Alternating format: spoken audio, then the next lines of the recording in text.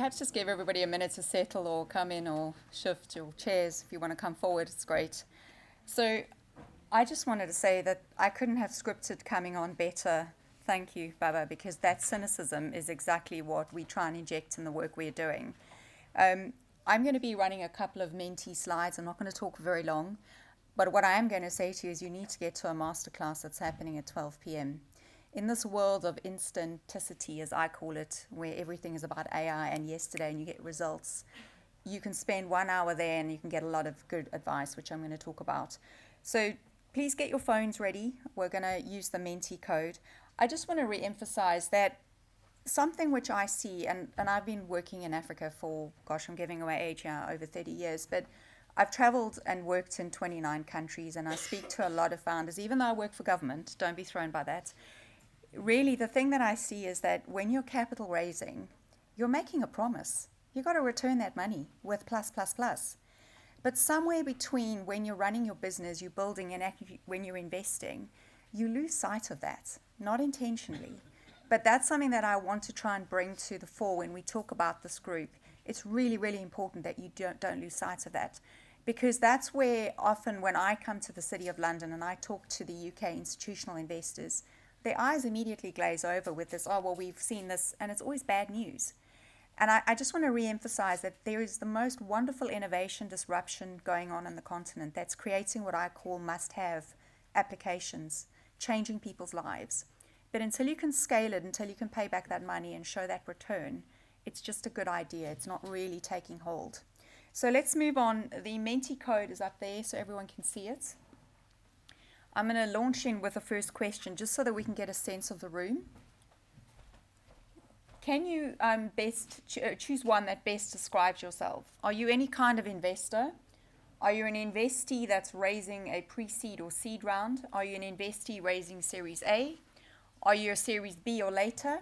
Or are you an ecosystem builder? This is just to help us gauge where we're going to put the conversation later. And sorry, you have to fit into one of those 5.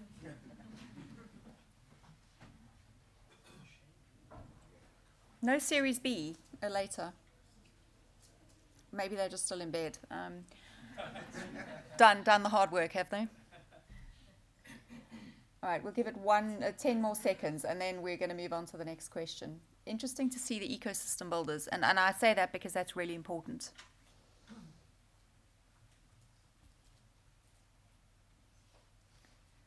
Right, let's jump on to the next slide. So let's talk about sentiment. I won't talk about media coverage. I'm sure you've all read the news. I'm not going to go there. But if you talk about your sentiments about an IPO and how you feel compared to last year this time, you still think it's a myth? Your sentiment's unchanged? You're still a believer. You always have been. Your sentiment's unchanged.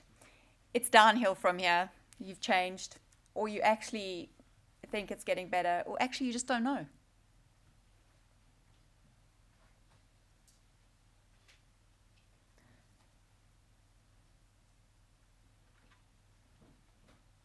Let me give you another 10 seconds just to make sure.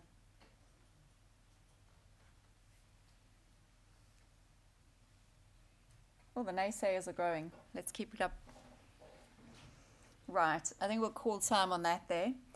And then the last one, well, this was supposed to be an animated slide, but I guess when we're using mentee, it's a bit tricky. But why I want to actually just stop on this slide, and this is about the masterclass.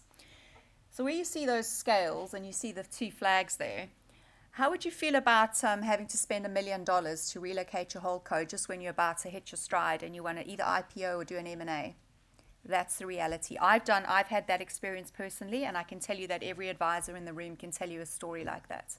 So before you get too far advanced, before you think you can just go to do Delaware C, go and have a conversation. I won't say who the law firm is. You need to come to the masterclass. The other thing is, if I'm going to save the point about the VC fund manager who's helping build the playbook. What if you had access to a transaction advisor that only has 1 partner in London and 30 in Africa in the markets that you're working in? More cost effective and more accessible.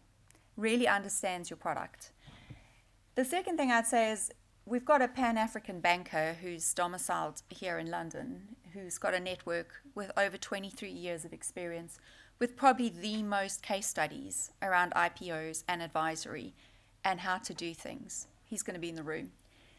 I want to point out that also, imagine you could meet a Ugandan Aphrodite who actually is the biggest investor on AIM in the room.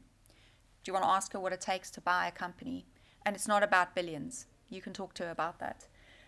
Finally, you know the King champion Afrophile Abbey. I don't need to introduce him. He'll be in the room. But those numbers are important. 107 African companies on the LSE and 105 billion in terms of value.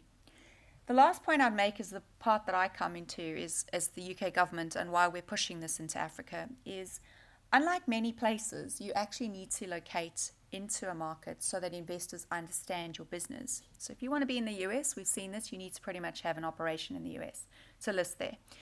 With the UK, it's different. And if we've built an ecosystem that's worth $1.2 trillion, and we've successfully, despite what you may read in the media, have seeded, we've used a very effective tax system to do this, you can access that without having to have an operating business in the UK. Of course, we welcome you and we want you here. But the whole point is, if your business isn't ready and it is never going to operate in the UK, that's not a bad thing. But you can still access the capital. You can still access all the advantages of an English legal system. You can still use the neutrality of a holdco. You can still get introduced to get into banks with bank accounts. I hear the bank account thing. We've got a bank who's going to help do the whole suite, can even help with working capital. So the solutions that we bring. In the past, and I've been a huge advocate for this, you'd read a report. Anybody read the Khalifa Review? Have a look at how many times Africa's mentioned or homogenized. It's actually quite alarming. I have to say that is very much a significant tone change in the last 3 years. Helped not just by myself, but all of the people in this room. We are seeking to build a very active playbook. We can keep raising money, we can keep talking about valuations, but if we want to be able to take this into the institutional rooms in the City of London and other big rooms, we need to start having IPOs and we need to start having exits. So hopefully we'll see as many of you who are really interested in, at least if you just save yourself one key piece of, one mistake or get a key piece of advice, you'll save yourself a lot of money. Thank you.